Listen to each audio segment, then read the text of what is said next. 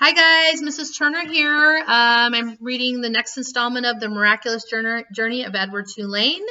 We are in chapter 7. When we left off, Edward was at the bottom of the ocean, face down, and he was finally feeling afraid. Let me turn something off here. Okay, so chapter 7. Here's a picture. Hopefully you guys can kind of see it. Okay. He told himself that certainly Abilene would come and find him. This, Edward thought, is much like waiting for Abilene to come home from school. I will pretend that I am in the dining room of the house on Egypt Street, waiting for the little hand to move to the 3 and the big hand to land on the 12.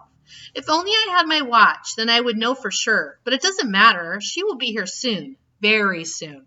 Hours passed, and then days, and weeks, and months. Abilene did not come. Edward, for lack of anything better to do, began to think. He thought about the stars. He remembered that they looked what they looked like from his bedroom window. What made him shine so brightly, he wondered, and what made them shine so brightly, he wondered, and were they still shining somewhere even though he could not see them? Never in my life, he thought, have I been farther away from the stars than I am now. He considered, too, the fate of the beautiful princess who had become a warthog.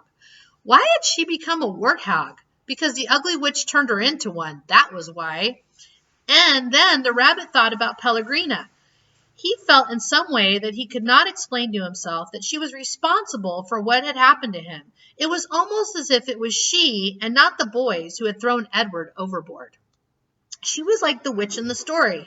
No, she was the witch in the story. True, she did not turn him into a warthog, but just the same, she was punishing him, although for what he could not say. On the 297th day of Edward's ordeal, a storm came.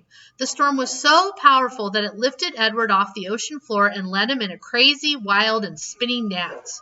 The water pummeled him and lifted him up and shoved him back down. Help, thought Edward. The storm in its ferocity actually flung him all the way out of the sea. The rabbit glimpsed for a moment the light of an angry and bruised sky. The wind rushed through his ears. It sounded to him like Pellegrina laughing. But before he had time to appreciate being above water, he was tossed back down into the depths. Up and down, back and forth he went until the storm wore itself out, and Edward saw that he was beginning again his slow descent to the ocean floor. Oh, help me, he thought. I can't go back there. Help me. But still, down he went, down, down, down. And then suddenly, the great wide net of a fisherman reached out and grabbed the rabbit. The net lifted him higher and higher until there was almost an unbearable explosion of light, and Edward was back in the world, lying on the deck of the ship, surrounded by fish. What's this? Said a voice. Ain't no fish, said another voice, that's for sure. The light was so brilliant that it was hard for Edward to see. But finally, shapes appeared out of the light, and then faces, and Edward realized that he was looking up at 2 men, one young and one old. Looks like some toy, said the grizzled old man.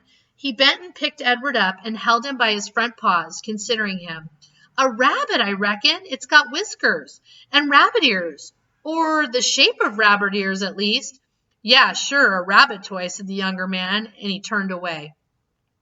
I'll take it home to Nellie. Let her fix it up and set it to rights. Give it to some child. The old man placed Edward carefully on the crate, positioning him so that he was sitting up and he could look at the sea.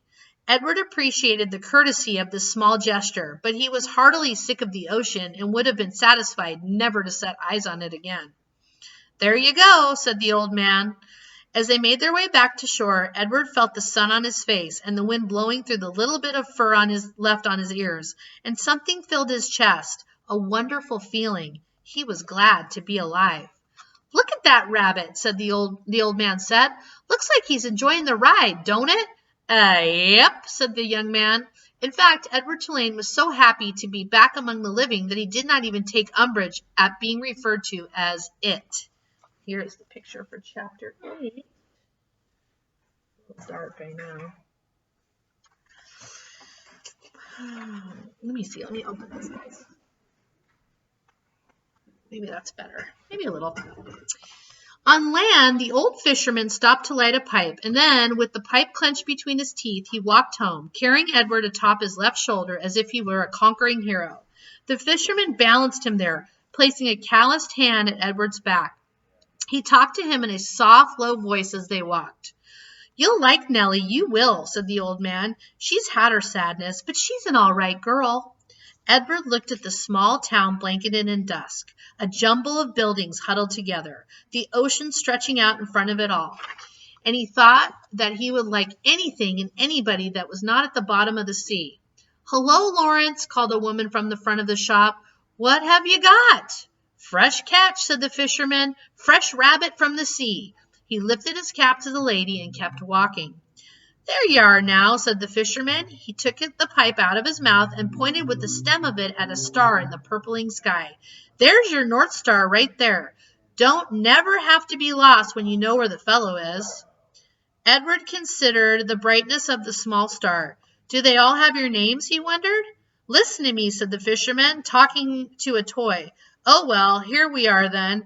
And with Edward still on his shoulder, the fisherman walked up a stone-lined path and into a little green house. "Look here, Nellie," he said.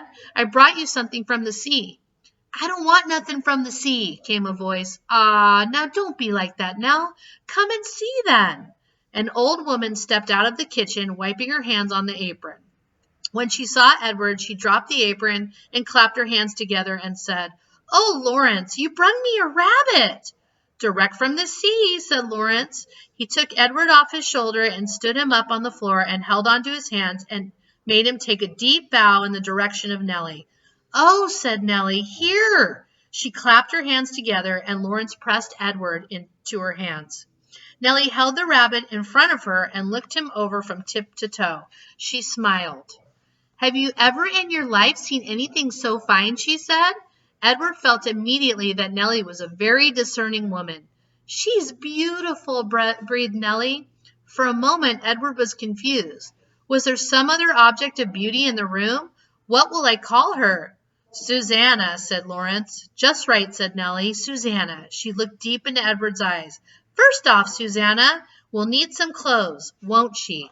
And here is the picture. I bet you thought it was a kid, but it's not a kid. Let's see if you guys can see. Oh, yeah. And Edward has become Susanna. Chapter 9. Okay, you guys ready for this? Look at Edward's clothes. Because he's Susanna now. And so Edward Tulane became Susanna.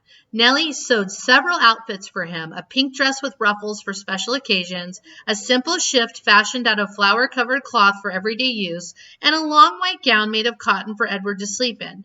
In addition, she remade his ears, stripping them of the few pieces of fur that remained, and designing him a new pair.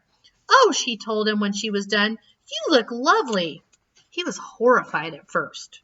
He was, after all, a boy rabbit. He did not want to be dressed as a girl. And the outfits, even the special occasion dress had got inside his china hat, were so simple, so plain. They lacked the elegance and artistry of his real clothes.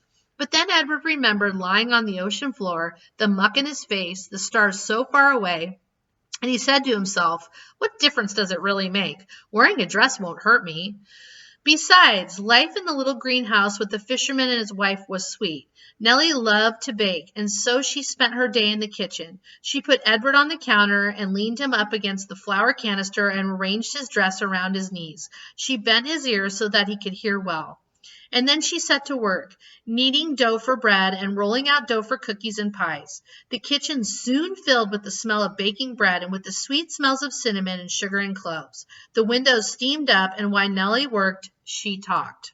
She told Edward about her children, her daughter Lolly, who was a secretary, and her boys, Ralph, who was in the army, and Raymond, who had died of pneumonia when he was only 5 years old. "He drowned inside of himself," said Nellie. "It was a horrible, terrible thing. The worst thing to watch somebody you love die right in front of you and not be able to do nothing about it. I dream about him most nights." Nellie wiped at her tears with the back of her hands. She smiled at Edward. "I suppose you think I'm daft talking to a toy, but it seems to me that you're listening, Susanna." And Edward was surprised to discover that he was listening.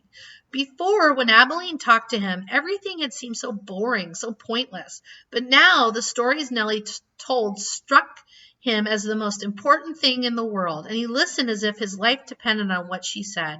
It made him wonder if some of the muck from the ocean floor had gotten inside his china head and damaged him somehow. In the evenings, Lawrence came home from the sea, and there was dinner, and Edward sat at the table with the fisherman and his wife. He sat in an old wooden high chair, and while at first he was mortified, a high chair, after all, was a chair designed for babies, not for elegant rabbits. He soon became used to it. He liked being up high, looking out over the table instead of staring at the tablecloth as he had in the Tulane household. He liked feeling like a part of things. Every night after dinner, Lawrence said that he thought he would go out and get some fresh air and that maybe Susanna would like to come with him. He placed Edward on his shoulder as he had the first night when he walked him through town, bringing him home to Nellie. They went outside, and Lawrence lit his pipe and held Edward there on his shoulder. And if the night was clear, Lawrence said the names of constellations one at a time, Andromeda, Pegasus, pointing at them with the stem of his pipe. Edward loved looking up at the stars, and he loved the sounds of the constellation names. They were sweet in his ears. Sometimes, though, staring up at the night sky, Edward remembered Pellegrina, saw again her dark and glowing eyes, and a chill would go through him. Warthogs, he would think, witches. But Nellie, before she put him to bed each night, sang Edward a lullaby, a song about a mockingbird that did not sing and a diamond ring that would not shine, and the sound of Nellie's voice soothed the rabbit, and he forgot about Pellegrina. Life, for a very long time, was sweet. And then Lawrence and Nellie's daughter came for a visit. And that's where we're going to stop right now. I hope you guys are enjoying this book. You know how I feel about it. I love it. I will see you next time. Have a nice day.